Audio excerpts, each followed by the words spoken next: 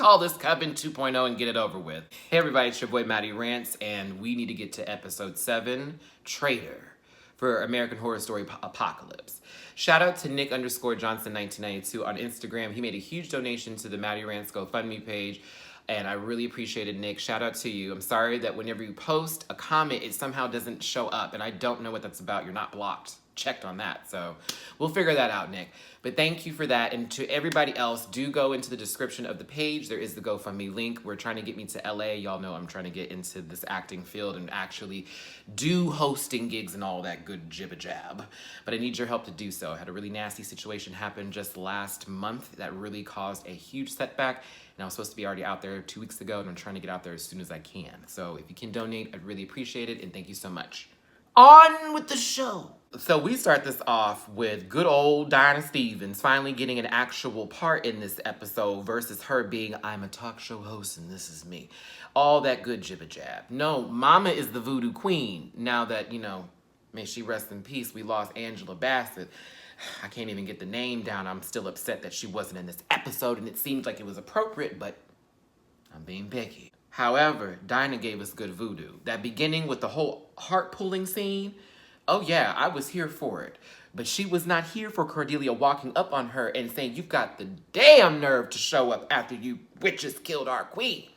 But Cordelia needs Dinah to get a hold of Papa Legba so she can ask for that eternal favor. Of course, she's doing that because she's fading, and if Michael is who is supposed to be the antichrist, Cordelia probably feels like she's the only one that can handle this the best way. She needs a team, but she will need to still be the supreme while this goes on. Now shift from that, and let's get to Joan Collins being back in our flipping lives. Yes! Joan Collins has made a return, and an acting class was given, and I was living. And shout out to Bronwyn. If I said your name wrong, Mama, you know I still love you. We talked about this last night on this live. For giving me some tea on what that movie was that she was doing. Forget the name of the movie they called it in the show. It's paying homage to Tales from the Crypt, 1972. Madison rolls up and we find out that Coco McGee, not to be confused with Evie, because they're not the same person. I assumed this when I saw the trailer, but no, it's Bubbles McGee. Good drag name. Madison advises her she's been summoned and she needs her back to the council because we've got a serious situation on our hands. Now, Bubbles, we find out, has the same abilities as Nan, maybe a little bit different. She's able to see into the soul and figure out what the truth is. The way she showcased those powers, Miss Thing. What did she say? Yesterday was silk, but I'd prefer to wear nothing. I love Joan Collins. And then, a record scratch. We also find out that Myrtle apparently is really good at giving head, thanks to Bubbles.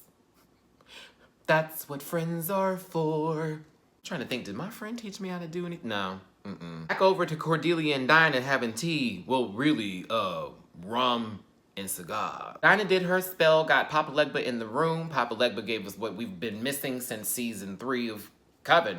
For crying out loud. Actually, he was one of my favorite characters on there. I just liked how he did his entrances and how he would just talk to the ladies like this. Cordelia was offered to basically give up the life of all of her sister witches in order for her to be given that eternal life. And yeah, I'm with Cordelia on that one. You got me, no baby, it's not gonna go down. But he said, you brought me the greatest gift. And bitch, when Nan popped up, I hopped off the couch. I screamed, I said, yeah! Nan was special to see. And apparently Nan's been causing trouble in hell. I love that they gave her that part. It's like almost, Nan is still a sweetheart, but remember Nan let that Bible thumper go down with bleach, sis. And it was like, it was rah, I'm a dungeon dragon type of stuff, except, it wasn't with the pink wig and overly produced hips. But it was great. I'm not about snatching newborns from the maternity ward. I don't know why that tickled me. It's her face too was like, really? Now we're back at Miss Robichaux's Academy where Queenie, Zoe, and Coco are having a very intriguing conversation. No. And Coco comes down and tells us that she knows how to read calories by looking at stuff. Now you know stuff has gluten in it. or any allergen, anything that's allergy sensitive. And you can read calories. Congratulations, you're a nutritionist. Coco's power is beyond what we're being shown, and I feel like they're doing that on purpose to make us feel like Coco can't really do shit. I'm betting my money on that, because if you have me in this season with Coco, not of the Chanel family, literally not able to do squat Billy, I'm not gonna have, nope. She better be able to scan a whole room and be able to tell us age, blood type, weight. That's what I want to see. And not like I can read people's minds on that level. That's Bubbles' job. We like you, Bubbles. What was it? Blossom. She is an awesome leader, Bubbles. She is a joy and a laughter, Buttercup, because she's the toughest fighter. Powerpuff save the day. Way off track. But yeah, I do hope they give her a bit more of a sensory ability, and it goes much further than just, I know what you ate last summer.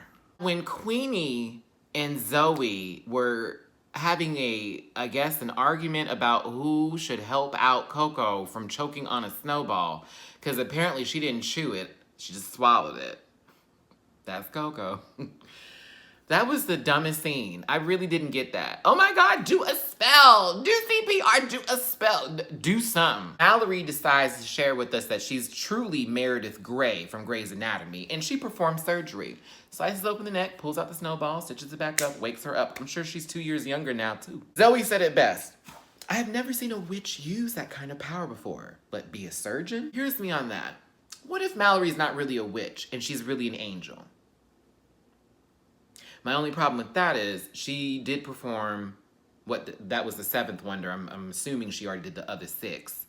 But she already performed that, and I don't think that's something an angel would be doing as far as witchcraft is concerned, but I don't know. We'll see. Dinner with Myrtle and Bubbles with the bitchy warlocks was a treat. Bubbles' face the entire time while she was reading their minds was a mood. They run back to Cordelia, Myrtle, and Bubbles do, and give the tea. Now that they know what's up, the girls are having dinner and everyone's happy.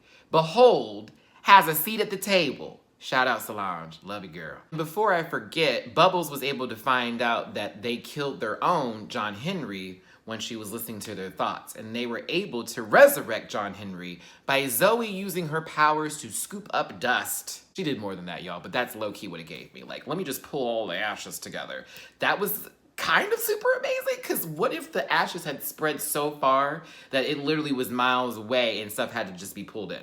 That was kind of cool. But then again, I thought to myself, so she's sweeping. But Mallory resurrected him. Comes back and meets his lover, Behold, I'm assuming. And Cordelia is setting the plans in motion. Cordelia comes up to Coco and is like, oh, I almost did the Nicki Minaj song. Coco, you need that Coco. Cordelia tells Coco that she needs her help in order to take down this traitor. It's against the witches. And I'm with Coco on this one. Miss Thing, I'm a nutrition label. What am I gonna do? Coco was bait. Coco did what she does best. Open that mouth and go wop, a wop, wop, wop. Miss Mead had that gun ready, and that was low-key funny. That thing was sitting there. And it wasn't just a gun, it was a tranquilizer gun. Oh, that was funny. I'm gonna make you in a stew. I'm gonna cook you in a pot. And I'm thinking to myself, only she is Satanist. She worships Satan. But she eats people, and she's a cannibal too. Jesus Lord. I mean, okay, Kathy Bates, God bless her. Give her a role. But back to the warlocks. It seems that B.D. Wong, aka the worst character name in history used on television, Baldwin Pennypacker. It's some sort of anthrax that kills women. Yes, that bitchy laughter was a treat for us all.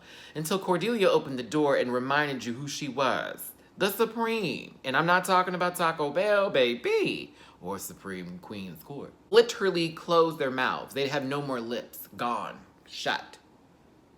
And now, they're to be burned at the stake with Miss Mead.